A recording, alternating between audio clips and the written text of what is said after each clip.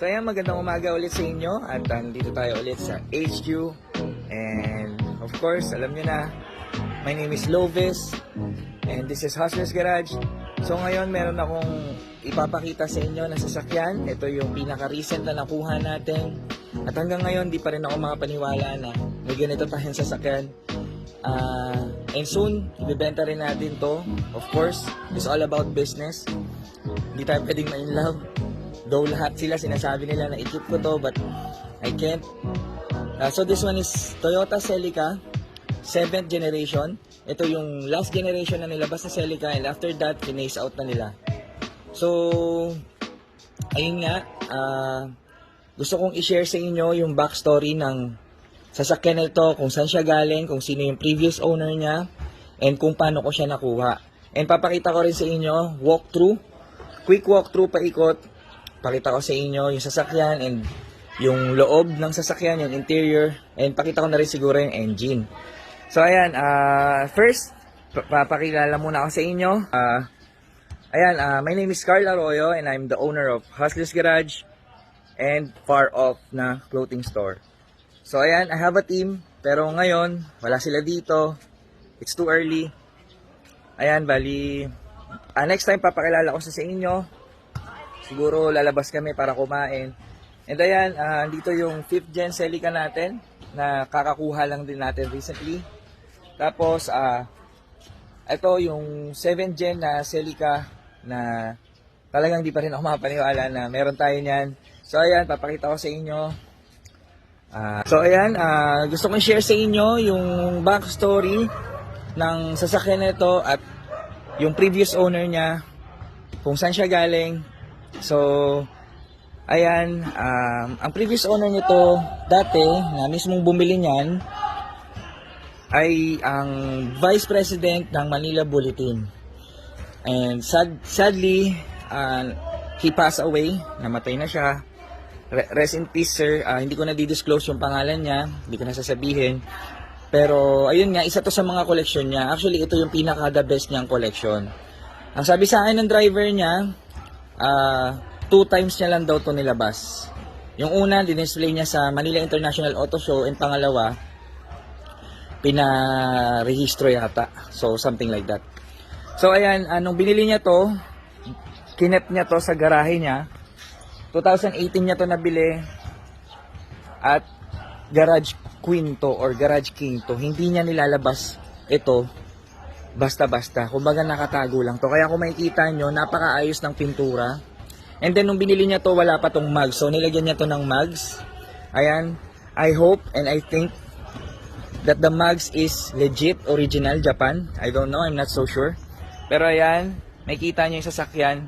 Maayos talaga yan, inside and out, even the engine. At nagulat ako, ang mileage nito is 81,000 lamang. So hindi siya bugbog. At talagang sariwa ang sasakyan na to. Talagang collector's item siya. Hindi talaga ako makapaniwala na meron akong ganitong sasakyan ngayon. So kung makikita nyo, kamukha siya ng Nissan 370Z, Nissan 350Z. Ayan. Pero ito ay Toyota Celica 7th gen. Ay makikita nyo aftermarket yung headlight niya and taillight. LED na rin yan. And then naka body kits to paikot. Ayan. So, si sir, yun nga, na namatay, pinabenta na ng asawa niya lahat ng mga sasakyan na collection ni sir. So, sa mga lahat ng collection niya, which is 3 car yon, isa na lang ang hindi nabenta nila. So, ito yon. So, hindi talaga ako makapaniwala na sa akin ito napunta kasi hindi ito pinost. Actually, yung driver na pinagbilhan ko, yung driver ni sir na namatay, na pinagbilhan ko, tinago niya to for around 1 year. Kasi nga, gusto niya sana siya yung bibili. Tinago niya to, hindi niya to pinost. And even now, hindi niya to pinost. Kinoment niya lang to na which is natsambahan ko. So ayun, tinago niya for a year kasi nga gusto niya sanang bilhin. Pero, hindi niya nabili kasi nga wala siyang pera. So, nag-decide siya na ibebenta niya na. Kaya ayun, natsambahan ko sa comment. And then, nagtagpo kami. Inoferan ko siya ng offer. So nagkasundo naman kami, and then ayun, hindi ako mapaniwala na ang daming gustong kumuha nito, and sa price, I got the best deal para sa sasakyan na to. So ayan, ayun nga, ito pa share ko sa inyo nung nalaman nung pinagbilhan nung namatay, yung sasakyan na binibenta na to ulit, inofferan siya ng mas mataas. May nag-offer sa kanya ng mas mataas na bilhin to, pero yun nga, yung driver na kausap ko, yung driver ni sir, hindi niya binenta yun doon, even kahit na mas mataas yung offer. Talagang nag-deal siya sa akin, nag-stick siya sa akin, hindi siya naging gahaman, so nag-stick siya sa akin na mas mababa yung offer ko, sa akin niya binenta. Kaya hindi talaga ako mapaniwala. Tsaka yun nga, backstory sa akin, this is not my first sports car. Actually, this is the third one. Ito yung second. Kakakuha lang natin ito, Celica naman din to na 5th gen. And next time siguro gawa tayo ng backstory din dyan and quick walkthrough. But for now, ito muna yung pag-usapan natin. Actually, this is my third sports car, my second sports car. And yung first sports car ko is Honda Prelude. Yung last generation din, yung 5th generation. Ewan ko kung familiar kayo doon, siguro ito papakita ko sa inyo, i-flash natin. So ayan. Ayan yung Prelude ko na dati kong sasakyan na first sports car na grabe din yung kwento kung paano ko siya nakuha. Siguro gawa rin tayo ng story din noon, ng backstory noon para malaman nyo kung paano ko siya nakuha. And then I sold it, nabili siya na hindi ko binibenta, na kwento ko lang sa isang billionaire. Billionaire na yumaman sa crypto. So ayun, nabili siya for only 410,000 yung Prelude ko na yon. So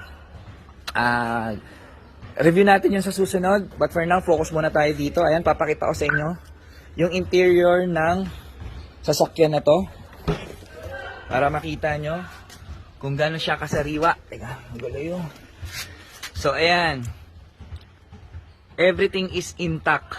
Hindi ako makapaniwala na napakasariwa nito. And alam nyo ba na ang value ng manual is mas mataas sa automatic transmission. Siyempre, of course, kung ikaw naman mag-sports car, mas gugustuhin mo pa rin yung manual transmission. Ayan, intact ang loob nito, sariwa, wala kang gagawin. Working ang sunroof or moonroof, kung anong tawag nyo dyan, working yan.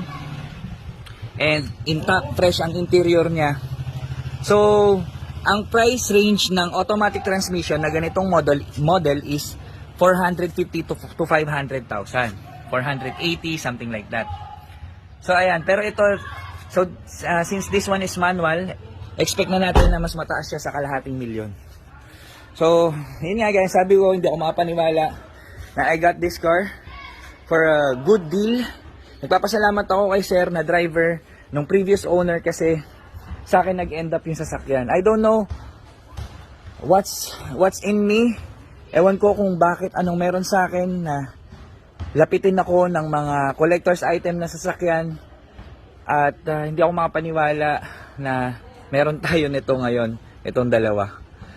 At ito, ang ganda rin ang condition nito talaga naman.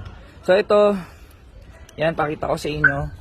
Nilapag to dati sa Manila International Auto Salon ba yun? Auto Show. Ayan.